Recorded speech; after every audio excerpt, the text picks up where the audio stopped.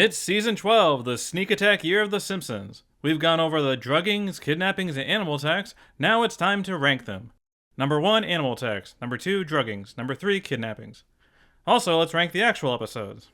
I took all 21 episodes, eliminated 5 right off the bat, and then I drank a bunch of Long Island iced teas until only 10 remained. Or at least, that's what I'm told is what happened. Either way, here are my top 10 Simpsons episodes from season 12.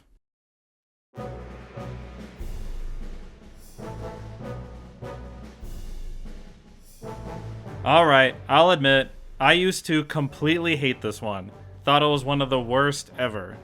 But I think with 20 years of perspective, New Kids on the Block has aged pretty well. You know, the gimmicky and trendy boy band stuff now comes off as a reflection on that point in pop culture. How these sort of groups get cynically put together and how they were marketed. The core concept of the episode is excellent, using the boy band as a Navy propaganda tool.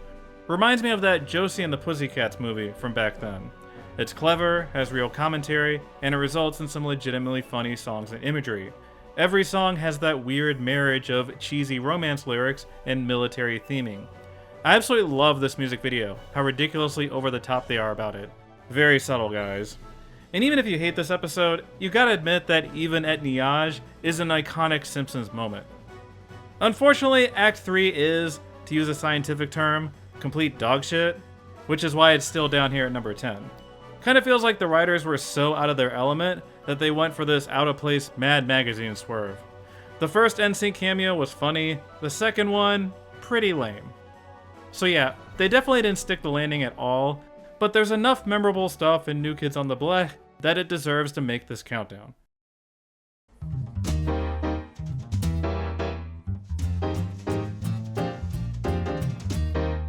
Gotta be honest, Simpsons Tall Tales is mostly making this list because of the final segment. The Paul Bunyan one has some pretty solid jokes, nothing lame or offensively bad about it. It's just such a rehash of the King-Homer dynamic. It's a little on the boring side. Connie Appleseed, by and large, consists of a bunch of dead buffalo jokes. Not exactly the poster boy for joke variety.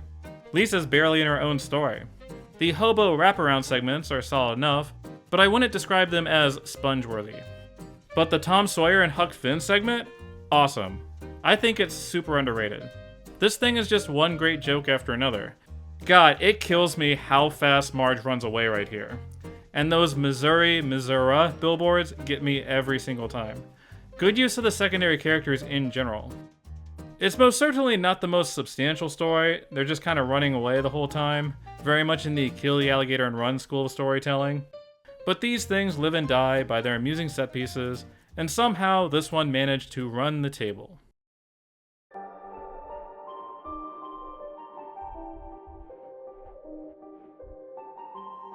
What's this? 2 anthologies in a row? Then let's not waste any more time. Go Ghost Dad is one of those segments that I mostly enjoy for a couple specific sequences, like Homer repeatedly tempting death, and then later accidentally killing Agnes. Wow, he bungles this so badly. But other than that, it's honestly kind of forgettable. The Simpsons have done a lot of death-themed treehouses and stuff with religion. The good deed angle doesn't bring much to the table. The fairy tale segment, on the other hand, fares much better. Kinda like Tom and Huck before, this thing hits us with one solid concept after another. The forest, Goldilocks, Hansel and Gretel, Homer turning into a chicken. I think this Rapunzel joke is pretty lame, but generally everything else works. It's not the most original thing ever, Shrek came along and ate its lunch, but it's good, clean fun. Love that George Cauldron. And Night of the Dolphin, I have a whole segment in a top 20 video explaining why this thing is amazing. Super violent, amusing parody, scary dolphins. Last time I said I was impressed the writers managed to make dolphins scary.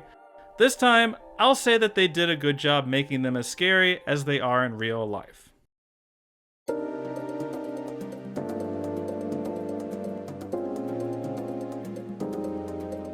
Worst episode ever is probably the most formulaic episode of the season. It's literally an odd couple romance, plus a friends in business together plot, 2 of the most sitcom-y premises ever. But if they're gonna be formulaic, at least they gave us some fresh character dynamics. Comic Book Guy and Agnes Skinner are one of those duos that's so rarely seen together, but the moment they meet, it's like, yeah, these 2 are 2 peas in a pod. Time to ruin everyone's fun and make things weird for Principal Skinner. Bart and Milhouse's story doesn't shake up their character dynamic that much. We've seen Bart as the alpha plenty of times before. But it's fun seeing their working relationship. How Bart tries to change things, how Milhouse messes up trying to prove himself, and the big fight that ensues. The biggest knock against this episode is the Act 3. These tapes are a fun idea, but they don't do anything with it. It's like Ned Flanders, off-screen Mr. Rogers, and this nuclear bomb thing. Feels like such a missed opportunity for punchy reference gags. Even still, Worst Episode Ever is one of the more consistent Season 12 episodes, giving me solid laughs while never pissing me off. Comic book guy would be proud.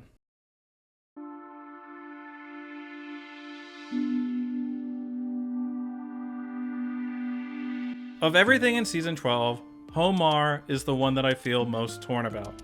I've seen people who really enjoy this one, and others who utterly despise it. I think its main appeal is in Homer's character journey, that it explores an aspect of his personality, puts him in a dramatically different situation, and sees how his relationships change. The episode has a pretty smug perspective on intelligence, but that's kind of the point. Homer's emotional intelligence remains as questionable as it always was. And, as always, I enjoy his dynamic with Lisa. I wish we had more of it. One of the problems with this episode is that it just takes forever to get going. I don't necessarily mind the continuity issues as much as other folks. Like, I think distilling Homer's stupidity down to a crayon in his brain is reductive, but as a one-off concept, it's not the worst. It's not like they kept bringing this crayon thing back afterward. Overall, Homar is like the anti-synergy episode for me, where it's full of individual ideas and sequences that are mostly great, they just don't come together in a super cohesive package. The kind of episode that is best viewed in a vacuum.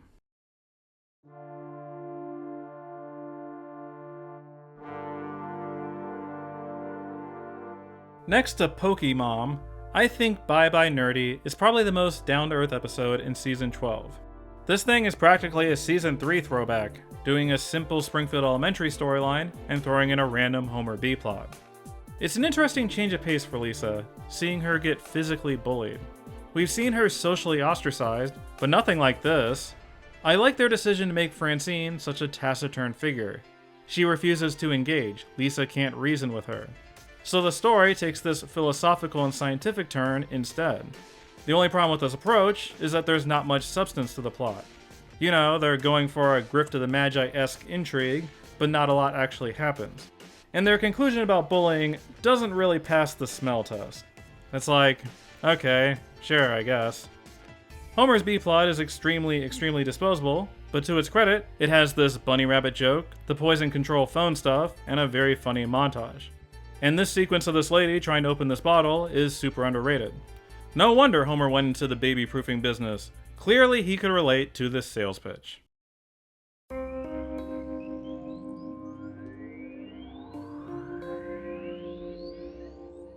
I'm always going to be a big booster of the Computer War Menace shoes. I know others aren't into it. You prisoner parody haters can go get stuck on an island somewhere. No, but seriously, I've talked about this one before. I think this is the best example of taking a more relatable story and sending it in an unexpected, wacky direction. Homer is the kind of attention-seeking person who would go down this rabbit hole of internet news, get himself tangled up in a bigger conspiracy. During this journey, we get so many nostalgic and relatable jokes about the early web days. And yeah, this island shift is cuckoo bananas, but it wasn't like the episode was Lisa's substitute beforehand. Burns is literally selling stuff to terrorists, and it's barely a plot point. The story was building toward Homer sticking his nose where it didn't belong, so getting these hilarious gassings, dramatic fight scenes, and prisoner banter was worth it. I love how they write this mysterious guy. They perfected the sort of controlling, childish condescension these sort of villains exhibit. And okay, fine. Haters of this episode don't have to be stuck on an island somewhere, I suppose. I dislike plenty of other episodes for similar reasons. But for me, the Computer War Menace shoes is the rare exception that earns its wacky Act 3.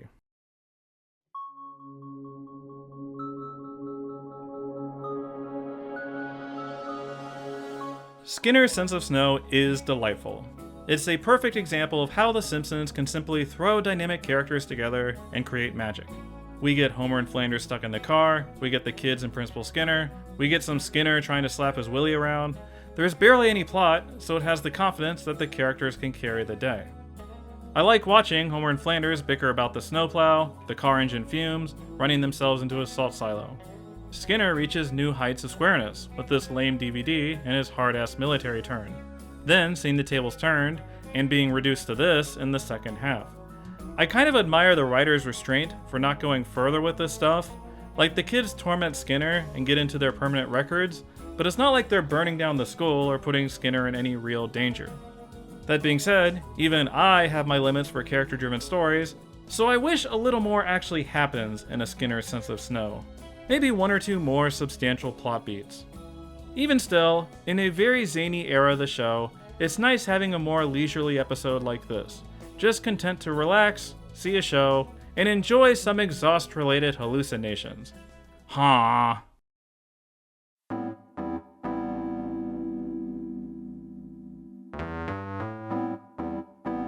I think what I appreciate about Hungry Hungry Homer is its sense of positivity and optimism. This is a pretty nihilist and cynical period of the show, so it's nice to get the story of Homer helping out the little guy and taking a stand. And it's got a legitimately happy ending. Where else in season 12 are you gonna have a crowd cheering at the end?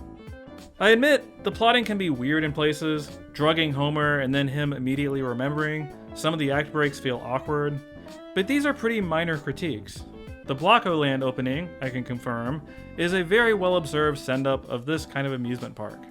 Then, with the baseball team, Homer plays off this owner guy well. Love having Duffman in the mix. This premise feels like classic Simpsons to me, that this is the kind of thing that Homer would stage a hunger strike over. There's some excellent jokes here too, like Homer's exhausted strike song, Homer not knowing what Cesar Chavez looks like, and Marge, when questioned about all the food, replying curtly, "I don't do things that way, Lisa."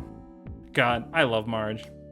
And finally, I love the fact that the episode literally inspired the real-life Albuquerque Isotopes baseball team, the name voted in by the fans. The episode has that extra layer of fun, that Springfield kept their team, but in our reality, the evil mayor of Albuquerque got his way in the end.